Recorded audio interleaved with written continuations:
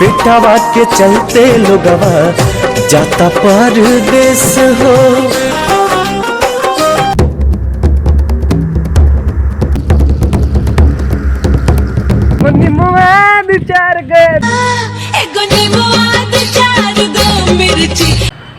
बेटवा के खातिर छूटे, बेटवा के खातिर छूटे घरवा दुआर, बाबूजी के प्यार छूटे, बाबूजी के प्यार छूटे माई के दुलार।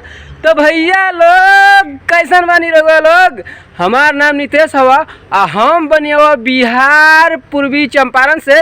अब भैया हो अभी नु हम बने हुआ तमिलनाडु में। भैया तमिलनाडु में है काम करी लवा, हर दिन तो कहबे करी, हर दम तो कहबे करी ले भैया, दिखाबे करी ले भैया।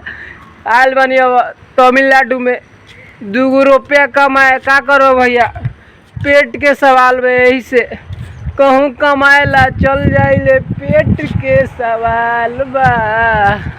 कहूँ कमाए ला चल जइहा, पेट के सवाल बा। सबसे जरूरी जग में, सबसे जरूरी जग में रोटी और दाल बा। का कहीं भैया अपन गांव कहाँ आदमी भुला पावेला का। मत भूलैहा, मत भूलैहा परदेसी अपन गाँव रे। कहूँ कमाएला चल जइहा, पेट के सवाल बा। उ माटी छोड़िया ना जहवा खड़ियाइल तोहर पाँव रे। मत भूलैहा परदेसी अपन गाँव रे, मत भूलैहा परदेसी अपन गाँव रे। तो भैया लोग हर दिन के तरह आज भी नु बाहर में जन्मे करल भैया लोग, खाना बनावे में ड्यूटी रहेला। तो हमार ड्यूटी हो बर्तन धोए के, खाना बैठावे के, ऊपर से भुजिया चीरे के। तो भैया लोग हम चलत नहीं वो अपने ड्यूटी पर। तो भैया लोग हेने हो हमनी के रूम आ हमनी रही ने सब ई जगह आ हेने देखो भैया लोग बर्तन धोइले बानी भैया। जाता नहीं बर्तन धोए, ओकर बाद खाना बैठा के, ओकर बाद नहा धो के, ओकर बाद फिर मिलल जाई का।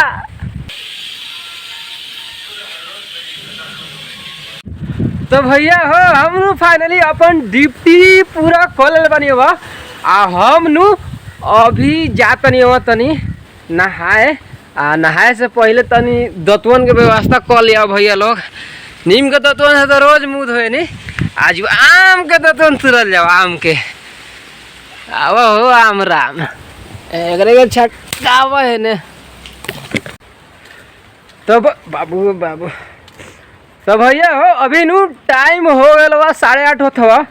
आजू हम बता दी रहोगा लोग से, आजू हमनी काम ना करनी हुआ सा काहे कि देख लो भैया लोगन जीटी तो हवा बालू ओरा गेल हवा, बालुओ ओरा गेल हवा आ ओ दूसरका में पानी वाला मोटर खराब हो गया हवा। यही से आज काम ना भेल हुआ भैया। आज हमनी ठन को पाला बनी हवा सब ठीक बा। तो हम नु जात नहीं हुआ अब नहाए, ओकरा बाद मस्त नहा धोआ के खाना खाएम सब। ओकरा बाद फिर का होई वीडियो में आगे हमरो पता नहीं कि भैया। तो मिलल जाए आगे एगो निमुआ दू चार गो, एगो निमुआ दू चार गो मिर्ची लटकाला चोटी में। अरे बाहर में जाके राजा करेला कमाई, ससुरा में झेलिले सितम। भैया हो अभी नु टाइम हो गया दोपहर के 2 बज के मतलब 2:30 बजत हवा। हमनी के नु लोड आयल हो एक बार। तो देख लो लोगन गाड़ी लोड कर दिल बनी हो सा। गाड़ी तो लोड कर दिल बनी हो सा। अब लोड कहाँ जाए, तमिलनाडु के गांव में जाए। आज हम लोगों को देखा तमिलनाडु के गांव गांव में जाए कि कहाँ जाए वो मालूम नहीं है सही से। तो जहाँ भी जाए लेके चलत नहीं बोलो मन के आई। बेटावा के चलते लोगवा जाता परदेस हो। 4 पैसे कमाने में आया शहर, गाँव मेरा।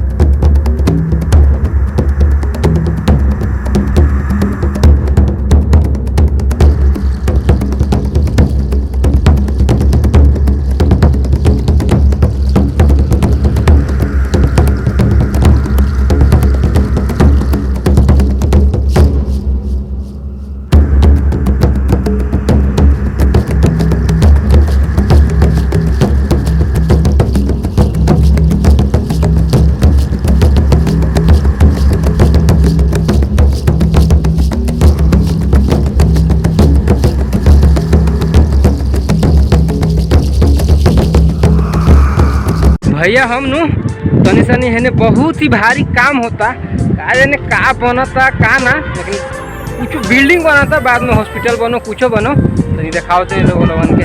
हमनी नु लोड उतारे वही जगह पर आयल बनी सा, जे जगह पर परसों आए रही सा, हिमा उतरले रही सा, आज हुआ उतरनी सा, आज 300 लेके आ रही सा, कालू परसों 500 लेके आ रही सा।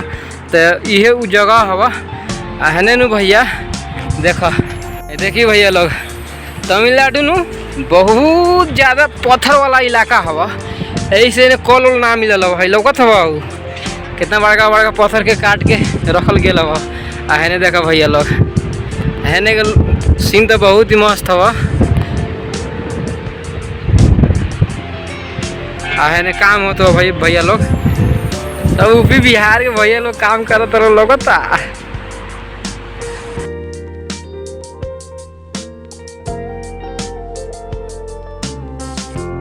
लोड तो उतार दिल बनी, अब जाता नहीं वापस अपना रूम पर।